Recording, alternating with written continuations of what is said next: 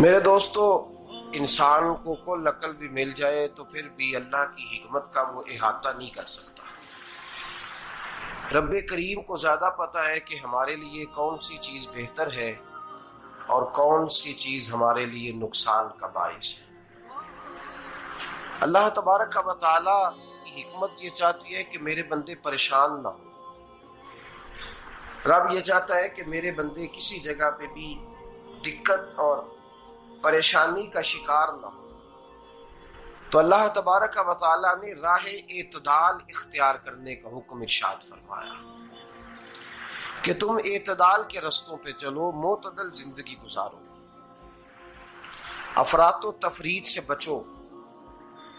آج جس معاشرے میں ہم وقت گزار رہے ہیں، اس معاشرے میں ہم اس بات کو سمجھنے سے قاصر ہیں کہ اصل ہمارا مسئلہ کیا ہے۔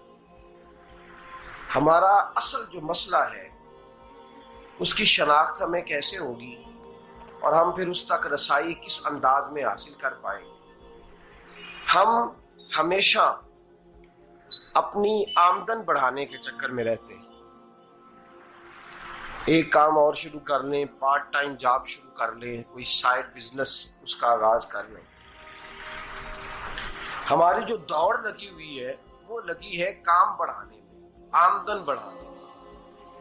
حالانکہ اسلام ہمیں یہ کہتا ہے کہ تو آمدن بڑھانے کے چکر میں نہ پڑ، اصل بات یہ ہے کہ تو اپنے خرچے کنٹرول کر۔ تنگ انسان وہ نہیں ہوتا جس کی آمدن تھوڑی ہوتی ہے۔ یہ توجہ کیجیے گا میری بات، یہ قیمتی بات ہے اور گفتگو ساری کا لب لباب ہے۔ تنگ بندہ وہ نہیں ہوتا جس کی آمدن تھوڑی ہوتی ہے، اصل پریشان وہ ہوتا ہے جس کے خرچے زیادہ ہوتے ہیں۔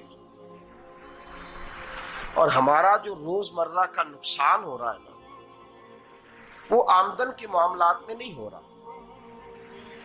بنیادی نقص جو واقعہ ہو رہا ہے وہ یہ ہے کہ ہمارے اخراجات زیادہ ہیں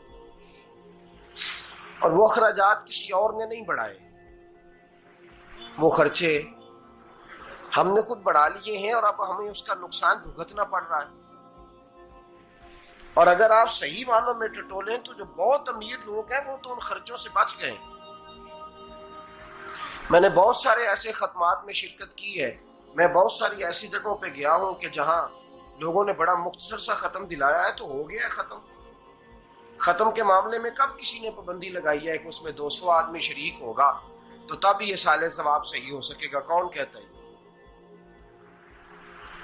یا شادی کے موقع پر اگر سارے بہن بھائیوں کو نہ بلایا گیا تو میری شادی پایہ تکمیل تک نہیں پہنچے گی، اس میں برکت نہیں ہوگی، یہ کس نے فتویٰ دیا ہے؟ معتدل زندگی کا اسلام حکم دیتا ہے۔ میں پڑھ رہا تھا کہ ایک بہت بڑا صدر ہے، غالباً سوڈان کے صدر کی بات ہو رہی تھی، تو اپنے بیٹے کی بارات لے کے گیا تو 4 لوگ گئے ہیں بارات اور 15 لوگوں کا اس نے اہتمام کیا اپنے گھر میں کھانا کھانے کا۔ تو کیا شادی ہو گئی کہ رک گئی؟ تو بھئی راگ الاپنا اس بات کا کہ بڑی پریشانی ہے، کوئی سائیڈ بزنس شروع کیا جائے فلان جگہ فلان جگہ فلان جگہ، تو اصل معاملہ یہ ہے کہ پہلے ایک بندہ کماتا ہے تو پھر بھی گھر ہی چلتا ہے، پھر بڑا بیٹا ساتھ شامل ہوتا ہے تو پھر بھی گھر ہی چلتا ہے، پھر منجلا بیٹا شامل ہوتا ہے تو پھر بھی گھر ہی چلتا ہے۔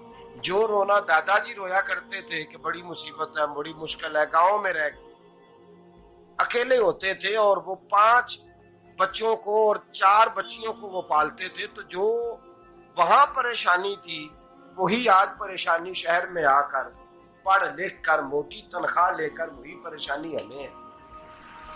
تو میں جس نتیجے پہ پہنچا ہوں اس کو پڑھ کے، قرآن مجید کی چند آیات کو دیکھ کر اور اس مفہوم کی جو حدیثیں کتب احادیث میں پائی جاتی ہیں اور ہمارے بزرگوں نے ہمیں جو مزاج اس حوالے سے دیا ہے، میں اس نتیجے پہ پہنچا ہوں کہ مسئلہ آمدن کا نہیں، مسئلہ خرچے کا ہے۔ ہمارے خرچے بنیادی طور پر زیادہ، اور اگر پھر ہم زیادہ بوجھ خواتین پہ ڈالتے ہیں کہ وہ مطالبے زیادہ کرتی ہیں، اور اگر آپ مجھ سے پوچھیں تو خواتین کی بھی اگر کسی جگہ کوئی عادت خراب ہوتی ہے تو اس میں اصل کردار اس کا ہوتا ہے جو وہ عادت خراب تو کیوں اپنے گلے سے اتار کے آپ کسی کے گلے میں بات ڈالنے کے چکر میں ہیں؟ وہ خواتین کی طبیعت نہیں ایسی ہے. اصل بات یہ ہے کہ ہم نے عادت ڈالی ہے، ہم نے یہ مزاج ان کو دیا ہے تو ان کا بنا ہے، نہ کیسے بن سکتا.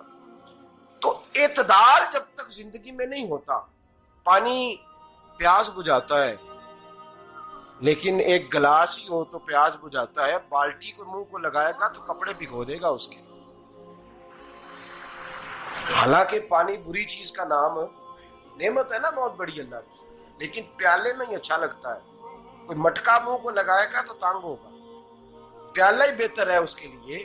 تو میرے دوست، مٹکے سے بھی بعض اوقات کام چل جاتا ہے، لیکن اگر کوئی کہے نہیں مجھے دریا ہی چاہیے تو اس کا تو گھر بہ جائے گا، سارا گھر بہ جائے گا اس کا.